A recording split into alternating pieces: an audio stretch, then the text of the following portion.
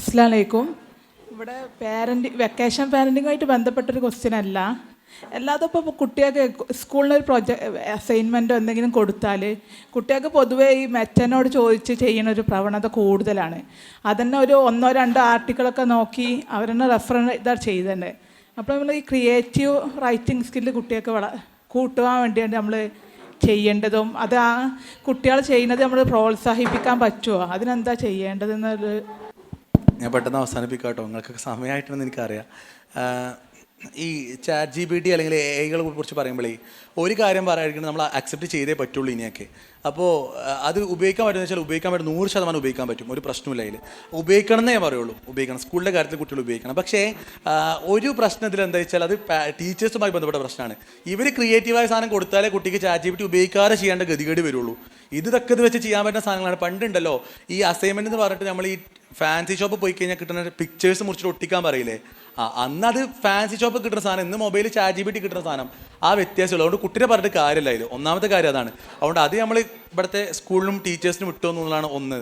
പക്ഷേ ഇനി അങ്ങനെ തന്നാൽ ക്രിയേറ്റീവ് റൈറ്റിംഗ് എങ്ങനെയെന്നുള്ളതാണ്. അപ്പോൾ ഒന്ന് ടീച്ചേഴ്സ് സ്ട്രിക്റ്റായിട്ട് ChatGPT ഉപയോഗിക്കരുത്, ഉപയോഗിക്കരുത് പറഞ്ഞ സാധനമാണ് ഒരിക്കലും ഉപയോഗിക്കാൻ കുട്ടികളെ സമ്മതിക്കരുത്. അതൊന്ന്.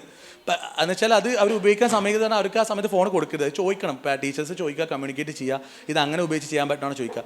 2, ഇപ്പോൾ ChatGPT ആണെങ്കിലും സാധനങ്ങളാണെങ്കിലും ഒക്കെ തിരിച്ചറിയാൻ ഒരുപാട് വഴികളുണ്ട്. ഇപ്പോൾ 5 വർഷത്തെ PhD ഒരുത്തൻ ChatGPT ഉപയോഗിച്ചിട്ട് വെച്ചു. PhD എന്ന് പറഞ്ഞാൽ ഞങ്ങളൊക്കെ 5 വർഷം കഷ്ടപ്പെട്ട് റിസർച്ച് ചെയ്യുന്ന ഒരാൾ ഒരുത്തൻ ഭയങ്കര ഉടായ്പൊക്കെ കാണിച്ച് ഭയങ്കര അടിപൊളിയായിട്ടൊക്കെ വെച്ചതാണ്. അതൊക്കെ സിമ്പിളായി പിടിക്കാൻ പറ്റും. പ്ലഗിയറിസം എന്നൊക്കെ പറയും. പ്ലഗിയറിസം എന്ന് പറഞ്ഞു കഴിഞ്ഞാൽ ഈ ഇതൊക്കെ ഉപയോഗിച്ച് ചെയ്യുന്ന സാധനങ്ങളൊക്കെ പെട്ടെന്ന് പിടിക്കാൻ പറ്റും. അപ്പോൾ അങ്ങനെ സെറ്റപ്പുകളൊക്കെ ഉണ്ട്. ഇനി ക്രിയേറ്റീവ് റൈറ്റിൻ്റെ കാര്യത്തിൽ ഒന്ന് ഈ ChatGPT സാധനത്തിന് പ്രോംപ്റ്റ് എഞ്ചിനീയറിംഗ് എന്ന് പറഞ്ഞൊരു സാധനം. പ്രോംപ്റ്റ് എഞ്ചിനീയറിംഗ് ഇത് കുട്ടികൾക്ക് ഇപ്പോൾ പഠിപ്പിച്ചു കൊടുക്കാൻ ജൂനിയർ കോഴ്സുകളുണ്ട്. ഇപ്പോൾ എനിക്ക് അറിയുന്ന പ്രൈവറ്റ് സ്ഥാപനങ്ങളുടെ പേരോട് പറയാൻ പറ്റാത്തതുകൊണ്ട് ഞാൻ ലിമിറ്റ് ഉണ്ട്. പക്ഷേ ഇപ്പോൾ എഡാപ്റ്റ് എന്ന് പറഞ്ഞൊരു സ്ഥാപനമുണ്ട് മലപ്പുറത്ത്. എഡാപ്റ്റ് അവരുടെ ഒരു ടെക്നി എന്ന് പറഞ്ഞൊരു പ്രോഗ്രാം. ടെക്നി ഇത് കുട്ടികൾക്കുള്ളൊരു പ്രോഗ്രാമായില്ലേ. ടെക്നി കുട്ടികൾക്ക് പ്രോംപ്റ്റ് എഞ്ചിനീയറിംഗ് പഠിപ്പിച്ചിട്ടുണ്ട്. എങ്ങനെയാണ് ChatGPT ഒക്കെ ക്രിയേറ്റീവായി ഉപയോഗിക്കാൻ പറ്റുമെന്ന് പഠിപ്പിച്ചു കൊടുക്കുന്ന സാധനമാണ്.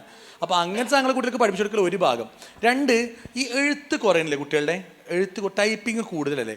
ഇതിനുള്ള പരിഹാരം എഴുത്ത് തന്നെയാണ്. എന്ന് വെച്ച് കഴിഞ്ഞാൽ നമ്മൾ എഴുതാൻ പ്രോത്സാഹിപ്പിക്കൽ തന്നെയാണ്. അപ്പോൾ ഫോൺ ഉപയോഗിച്ചിട്ടുള്ള സാധനമാണെങ്കിലും റഫ് എഴുതിപ്പിച്ചിട്ട് മാത്രമേ നമ്മളതിനെ പ്രിൻറ്റ് ചെയ്യിക്കാനും കാര്യങ്ങൾക്കൊക്കെ പറ്റുള്ളൂ. അപ്പോൾ ആ ഒരു അർത്ഥത്തിലേക്ക് എഴുതാൻ പഠിപ്പിക്കാനുള്ളതാണ്. പിന്നെ ക്രിയേറ്റീവ് റൈറ്റിൻ്റെ കാര്യത്തിൽ നേരത്തെ ഇപ്പോൾ റീഡിങ് ഒരു വലിയൊരു സംഭവമാണ്.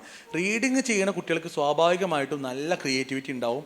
അതിനെ പരിപോഷിപ്പിക്കാൻ പറ്റുന്ന ചോദ്യങ്ങൾ നമ്മൾ കൊടുക്കാതെ നമുക്ക് ചെയ്യാൻ പറ്റും. എന്ന് വെച്ച് കഴിഞ്ഞാൽ നിങ്ങൾക്ക് ചെയ്യാൻ പറ്റുന്ന ഒരു കാര്യം പോസിറ്റീവായിട്ടുള്ള കുറേ ക്വസ്റ്റ്യൻസ് കൊടുത്ത് അതുകൊണ്ട് എഴുതിപ്പിക്കാം വെക്കേഷനിലൊക്കെ. പക്ഷെ അതൊക്കെ എഴുതിപ്പിച്ചാലും കുട്ടികൾക്ക് വാലിഡേഷൻ വേണം, റിസൾട്ട് വേണം. നമ്മൾ വെറുതെ എഴുതിച്ചിട്ട് നിങ്ങൾക്ക് വായിക്കാനോ അത് കുട്ടി എഴുതൂല. അപ്പോൾ എന്താ വെച്ചാൽ ഇപ്പോൾ എനിക്കൊക്കെ അറിയാം. അപ്പോൾ ഞാൻ എഴുതുന്ന സാധനങ്ങളൊക്കെ പലതും മനോരമയിലേക്ക് വന്നിട്ടുണ്ട്. കാരണം എൻ്റെ ഒപ്പം എന്നെ കൂടെ എഴുതിച്ച സാധനങ്ങളൊക്കെ മനോരമയ്ക്ക് അയച്ചു കൊടുക്കും. അതൊരു ആറ്റിറ്റ്യൂഡാണ്.